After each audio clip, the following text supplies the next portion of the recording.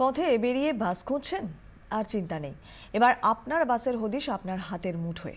রাজ্য সরকারের তরফে চালু হলো পথদিশা অ্যাপ। সরকারি বাসের হদিশ দেবে এই অ্যাপ। এছাড়া মেট্রোর মতো বাসেও চালু হচ্ছে স্মার্ট কার্ড পরিষেবা। রাস্তায় বেরিয়ে একটাই চিন্তা, সময় মতো বাস পাওয়া যাবে তো, অথবা কোথায় কোন বাস যায় সে প্রশ্নও থাকে অনেকের মনে। এবার মুশকিল আসান। সাধারণ মানুষের সুবিধার কথা ভেবে নতুন অ্যাপ লঞ্চ করলো পরিবহন দফতর। ফোনে সহজে ডাউনলোড করে নেওয়া যাবে এই অ্যাপ। আপনার কাছাকাছি কোন বাস আছে, কতক্ষণে সে আপনার কাছে এসে পৌঁছবে, সে হদিশ মিলবে অ্যাপে। অ্যাপে লিখে ফেলুন আপনার লোকেশন আর ডেস্টিনেশন।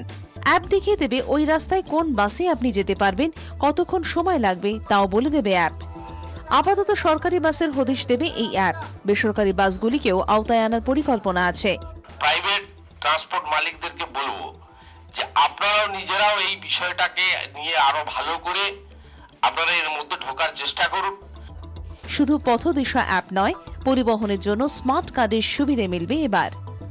স্মার্ট কার্ডে যে খুচরো সমস্যা, সেই সমস্যা থেকেও যাত্রী সাধারণ অনেকটা সুযোগ পাবে।